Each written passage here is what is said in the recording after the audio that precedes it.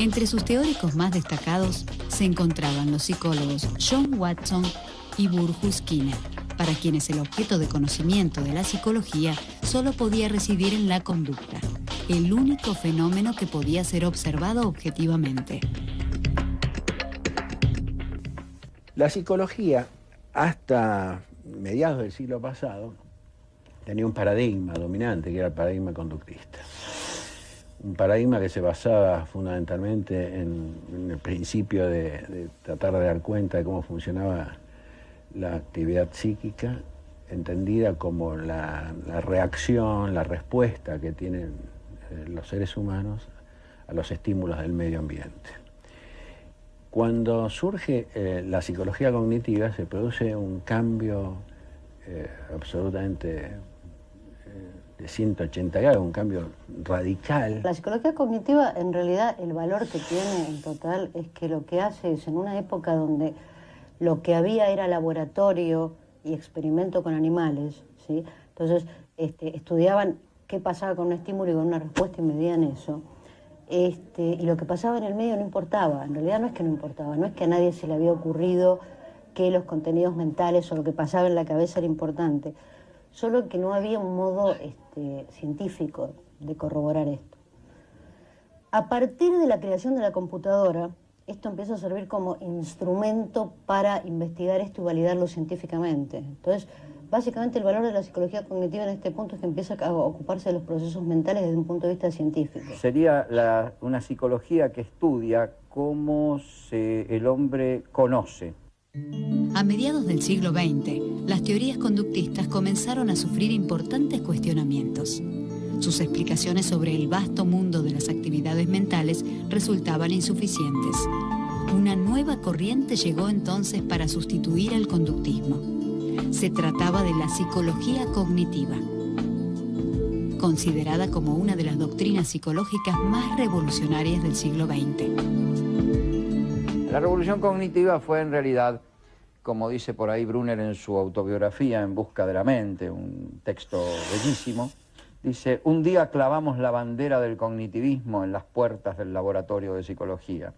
Fue una especie de batalla, ¿no? Estas batallas que tienen que ver con ganar espacio profesional en un mundo de paradigmas donde, bueno, los profesionales defienden a ultranza sus ideas.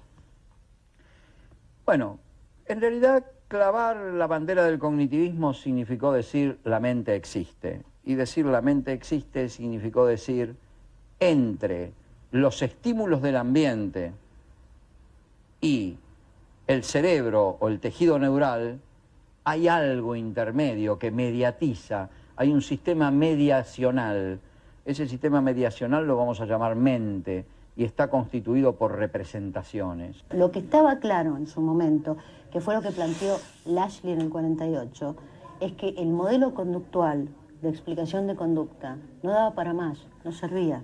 La conducta del hombre era muchísimo más compleja que lo que este modelo podía explicar. En definitiva, estaba cayéndose un paradigma al estilo de Kuhn. Venía con demasiados baches y venía cayéndose. A propósito de esta caída es que empezó a surgir el cognitivismo.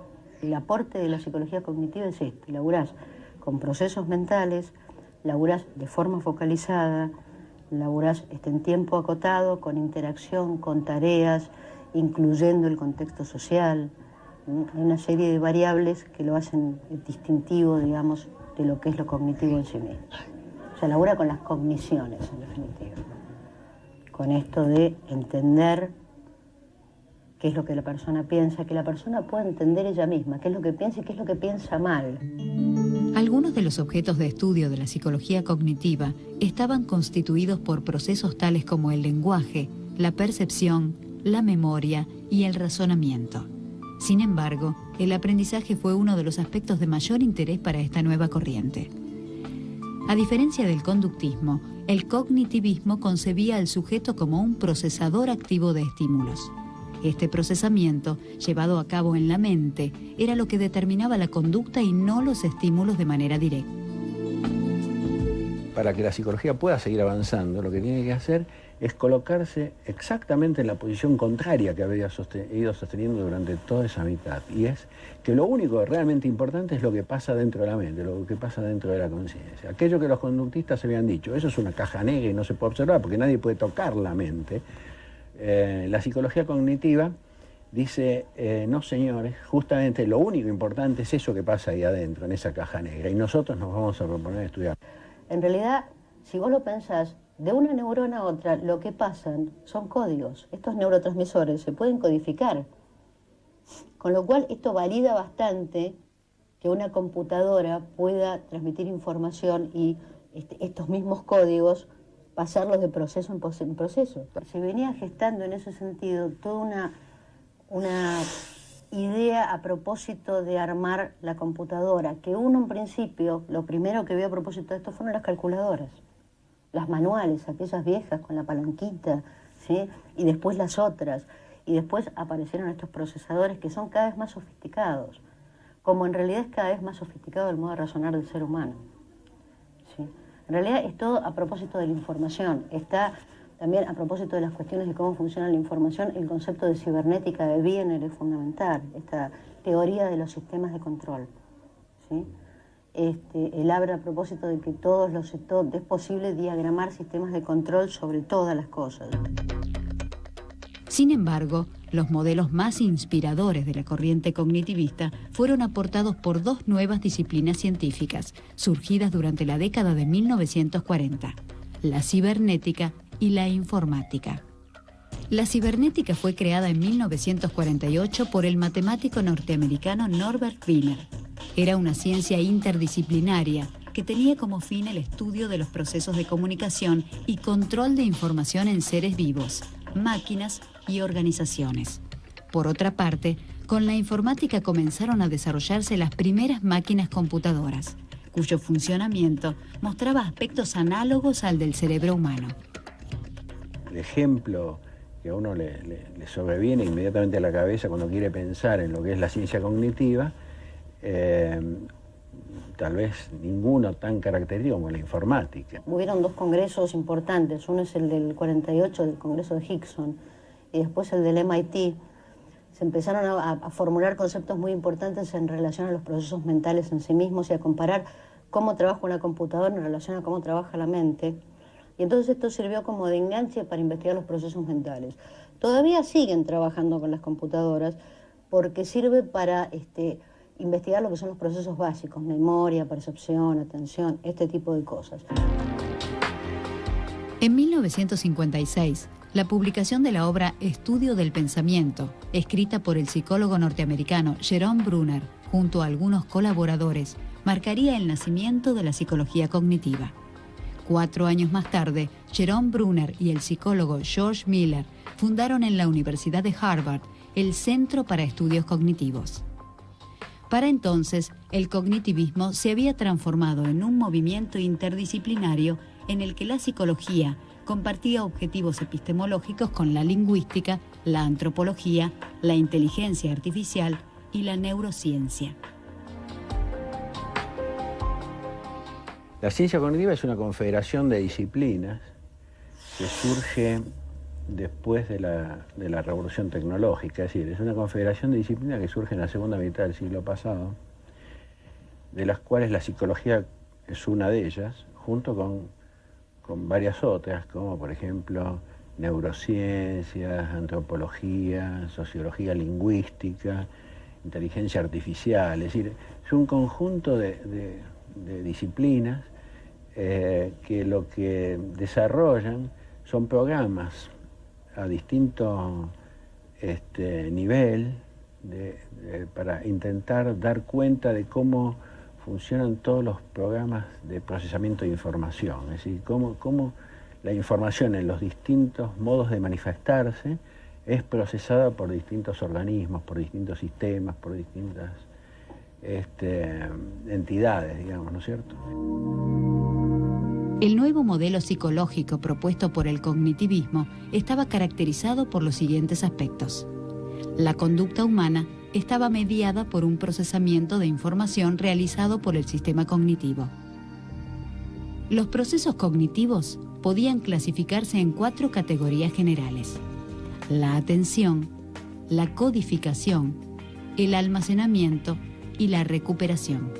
Por otra parte, podían distinguirse 3 estructuras cognitivas: el receptor sensorial, que recibía la información interna y externa, una memoria a corto plazo y una memoria a largo plazo.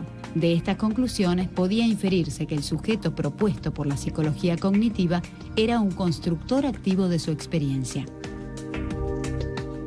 Ya en los años, ya en pleno siglo XXI, tenemos muy firme conocimiento de que los procesos mentales están absolutamente consustanciados con los procesos del sistema nervioso central.